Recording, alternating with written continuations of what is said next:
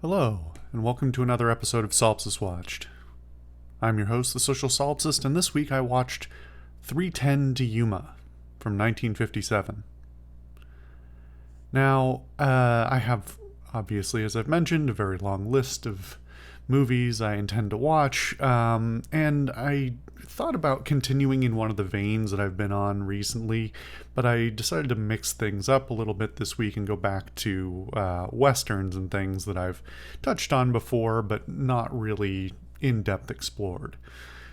They're definitely a genre that in a lot of ways is kind of dead. I think Django Unchained being sort of a satire or pastiche of old-timey westerns is the one standout in recent memory of westerns in the modern Hollywood era. But what's interesting is this movie specifically was remade in 2007 with Russell Crowe and what's his name? Christian Bale. Which is an interesting choice because, especially in 2007, the mid 2000s were, as I've mentioned many times before, not a particularly good era for cinematic releases. And especially given the time and the influence of the existing cinematic landscape on an interpretation of an older genre, of a genre that was largely dead. It's fascinating that they made that at all. It's fascinating because it was apparently pretty well received. And they made almost no mention of the fact that, as I recall, they basically buried the fact that it was a remake. And that's not really surprising, especially in an era that was full of remakes. But I think I haven't watched the remake, and I probably never will, but I'll get into that later. This is a fascinating film, and I would not want to see it remade in the mid-2000s.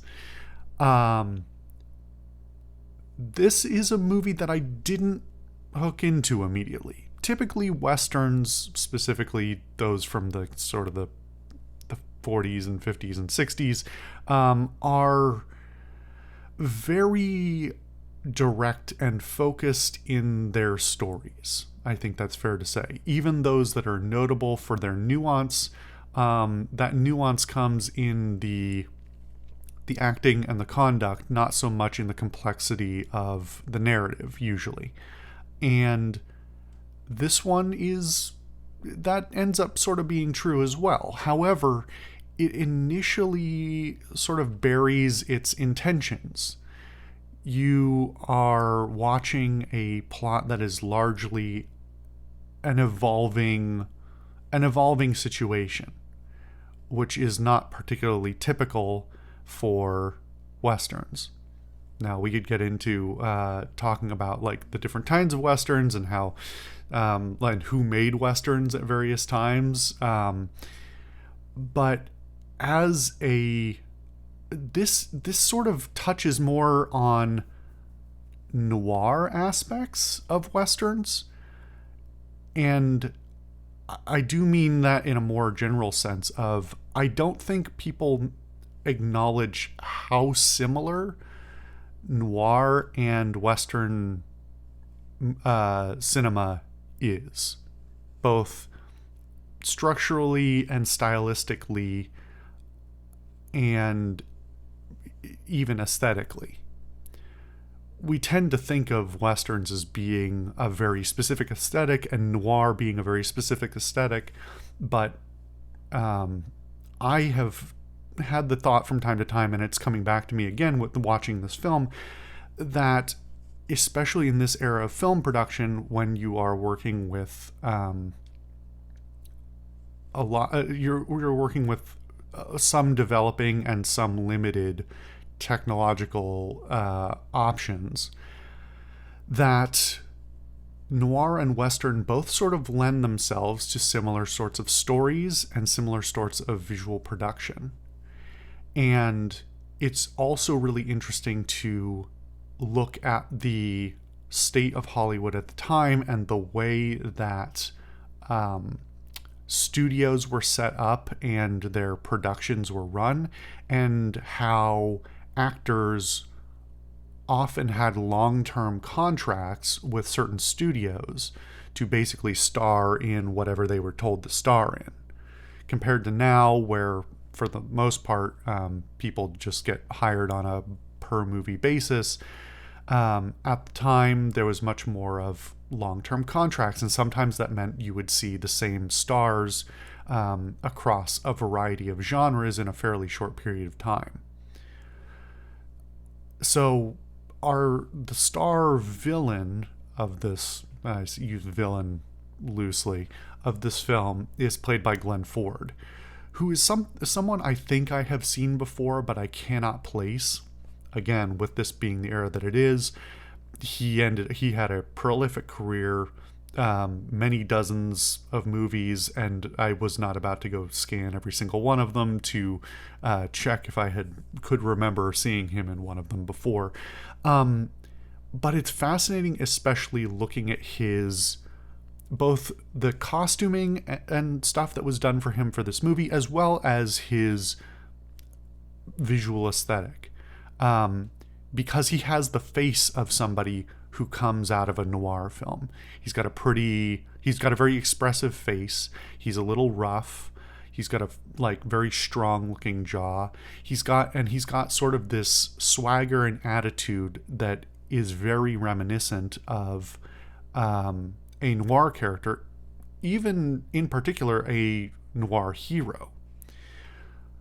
That really fascinates me because westerns and noir both sort of ride this thematic line quite often of not being entirely sure who's in the right and who's in the wrong. Now, westerns have more of a history of having sometimes very clear good guys and bad guys, to the point of things like the terms white hat and black hat that we still use today, being the visual indicators of these are the good guys, these are the bad guys. But even in a lot of those films where a lot of those westerns where the good guys and bad guys are clear, they usually operate in some level of shades of gray, where there's at least temptation to go to flip sides, to consider the other side's intentions. Pure evil, pure goodness is not usually the case. And while there are plenty of cases of, really trying to have the most most good hero, because you want to have somebody who's a little bit more, well, especially when if it's a Western targeted towards a younger audience, you want to have a character who's sort of flawless. But even in those cases, you sometimes get villains who have a lot more nuance than even we tend to see today. It got me thinking as well a little bit about the state of the fiction in general and movies in particular over the last 10-15 years, and what I'm going to specifically key in on is the influence of the Marvel Cinematic Universe on story structure in general in the last, well, basically since it's been around. And I promise I'm not going to deep dive on this because this will turn into a 3-hour video, but we have had, it was already a problem in the pre-MCU era, especially into the late 90s and into the 2000s, where villains largely got less nuanced but also less clear. And that actually, I think, has a lot to do with the end of the Cold War and the end of a certain type of narrative that came out of Cold War fiction. So we got a lot less clarity but also a lot less nuance in the villains that were written in the 90s and 2000s.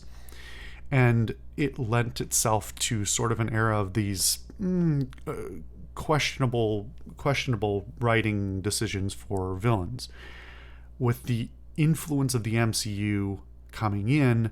And there is some dynamism to the villains that were written. Obviously, we could get into a discussion about like the best and worst writing of the MCU and the villains that exist there, and how some of them come out of or are heavily adapted from eras of comics writing and things like that. Largely, the MCU did a lot of disservice to villain writing. Promise I'm going somewhere with this. I say that, but I don't actually know. We're going to find our way there. And so getting to villains who are... the MCU largely ended up with a lot of villains who have relatively unclear motivations. Even when they have a very specific stated intention, it is often very hard to figure out the influences on them as a character that makes them interesting as a villain. And this is important. This is very important for writing, that when you have sides to a conflict, that even if you hardcore disagree with one of the sides, that you still understand where they're coming from. Even if where they're coming from is utter insanity, there still has to be some sort of logic to it, or the audience gets bored, gets confused, or doesn't believe them. And it is so refreshing to go back to writing of a different era like this, where you have a lot more dynamics to a character, where maybe their motivation isn't 100% clear, maybe their intentions are not 100% clear, but what gets you instead is who is the character,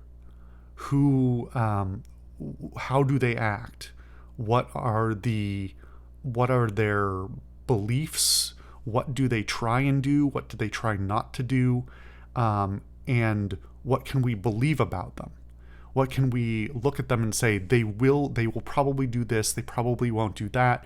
They have, we can anticipate conflicts that will come up, and we get excited to watch how the clashes of ideology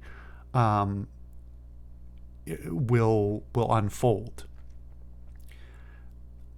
There are some things about this narrative that I think are less than perfect. In particular, I think there's a few little subplots in 310 to Yuma that don't totally resolve very well and are more there to appease a certain contingent of viewership that is looking for a certain thing, especially I'm going to point towards the romantic interests of both sides of this conflict. That is largely there, I think, as a mitigating factor for the Western audience who that is an audience who likes Westerns, who tends to expect, due to historical pattern, tends to expect that a lot of Westerns will have a female lead or leads at some point, or secondary characters who will be an emotional motivator of one kind or another for the male leads. And the way it's executed in this film is not bad. In fact, I would say it has a pretty I don't want to give the wrong idea, because it's still couched in the dynamic, the social dynamics of the 1880s, but has a pretty decent treatment of women for this genre and the era that this film was made and the era that the film is set. And so it's actually done very well.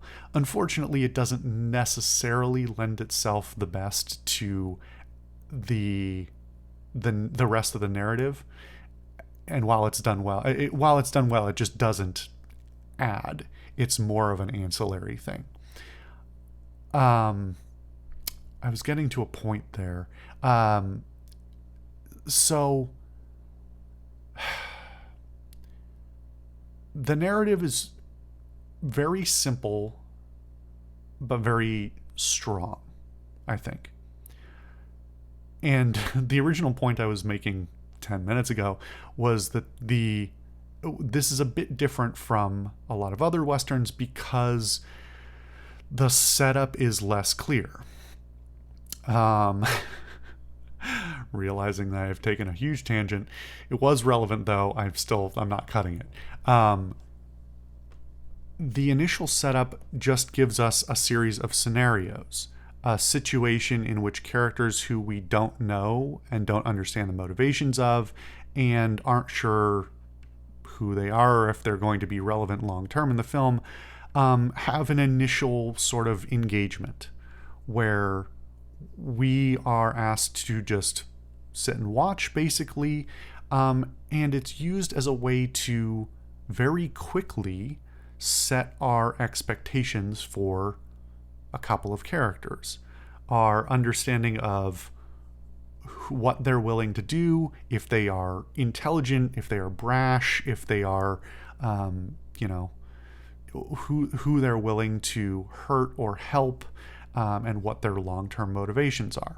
It's a little rough around the edges, I'm going to say, in the first 15 minutes, but very quickly after that, it uses everything it just taught us to give us a setup for the rest of the story, to tell us what's about to happen, and help us understand that however this goes, because the outcome is unsure, we understand who the characters are and their dynamics, maybe some of their dynamics between each other. The rest of the tension of the film ultimately comes down to what I was just talking about there's this lack of sureness of how things are going to play out, but because we understand who these people are, to a certain extent, we understand what they're willing to do and what their motivations are. There's a lot of this that is anticipatory of conflicts that will come. And again, that goes back to noir. I think that is something that is very common in noir as well, of leaning on mystery and tension between two sides, especially two sides that don't have an even dynamic, where power may be either in one side or the other, and also that power may suddenly flip-flop, that the dynamics of the power dynamics may suddenly change, because of a willingness or unwillingness to take certain actions. I really like the way this movie plays out in general, and throughout watching it, I was skeptical of it from time to time, worried that it would couch itself too much in tropes from the genre. Excuse me. Couch itself too much in tropes of the genre and succumb to being boring, basically. But it does a really good job of keeping the tension up in a meaningful way, keeping our understanding of each character moving, that we don't just have this initial set out of who these people are, that we understand the changing dynamics as the characters interact with each other. And overall, it's a very satisfying story by the end. The production as well is also a little bit rough up front, I think, and then expands into something that is very strong. I think this is a visually striking movie in a lot of different ways. and takes a lot of opportunities to be willing to use I don't want to say unusual shots, but shots where they could have done a close-up. They could have done a framing that was more focused on a particular character or set of characters to tell us that, you know, a much more simple shot of these characters are moving, or this character feels this way, or this character is trying to do this action, but instead is willing to take more often take wider shots, sometimes to take advantage of scenery that is particularly striking, and other times just to give us a better sense of space and time transition. And that also goes towards use of light and darkness. Obviously, this being a movie in black and white, use of lighting is super important towards transferring all kinds of information about whether it's time of day or whether it's very, very practical things like time of day and environmental conditions, down to emotional things like how light is cast on characters, telling you like sort of how they're feeling or how their thoughts are changing. Those are all done, I think, subtly and pretty well, in a way that I really appreciate. The music as well. There is a sort of musical theme that's just called the 310 to Yuma, that I think is sort of unremarkable. It's sort of fine. It's decent. But I think what is really good is that the music in this film is largely just instrumental, and it's largely pretty minimalist. A lot of just sort of subtle strumming and finger picking on a guitar that only comes in sort of when it needs to. Doesn't ramp up unnecessarily, isn't leading you towards a certain feeling, which I think is a trend that these days, that even in well-scored films, music is leaned on a little bit too heavily to tell you how to feel. This really sort of rolls the opposite direction of, you already feel a certain way, and then the music sort of comes in just very subtly to say, yes, this is the tone of this scene. It's just reinforcing what's sort of already visually there and auditorily there from the rest of what's being told. Generally speaking, I think the rest of the visuals are very good, and I think the casting is quite good as well. Glenn Ford is very good. The other guy, I think it's Van Heflin, is also, I think, cast really well. He's very haggard and sweaty and nervous, and it works really well. It is unusual for sure for a Western to have a hero that's like that, but I kind of love it. And a lot of the ancillary characters as well are played just maybe not excellently all the time, but certainly very competently, and in some cases, like, there's some great line reads, great deliveries, and there's a lot of really good physical acting that goes on between various characters in this film. It's generally all around a really well balanced film, and while I was skeptical going into it, like, it comes out really strong in the end. I did say I was going to mention the remake again. I might try and watch it, but probably not, because I went to the Wikipedia page to read the synopsis because I wanted to see, okay, this was made in 2007. Surely they rewrote this in some horrible way that makes it entirely overcomplicated. And just reading like the first paragraph or so, it is immediately apparent that they took the basic concept of this film and blew it way out of proportion for no reason, lost the tone completely, probably. This is all speculative because I haven't watched it. And decided to make it a big action film because that's all they knew how to make. Very likely lost all the nuance that was left in here. I might try it anyway, but I don't think I'm going to be impressed. Even though I like Russell Crowe and Christian Bale. I think they're both actually pretty good actors. I don't think I would have cast them in this, even if it was a good script. But anyway, I really like this film. I'm glad I watched this one instead of the 2007 one. Technically, I'm glad the 2007 one exists because it's the only way I ended up knowing about this one. So, yeah. If you like a Western and you like something a little bit different and with some good acting and stuff, I highly recommend it. I think it's really well done. I think it's probably kind of underrated, despite the fact that, it's in like the National Film Registry and it's one of the Criterion Classics. I don't think many people know about it. In fairness, it's also, almost 70 years old now, but still, I think it's a little slept on. So I think it's a good I would give it a good recommendation.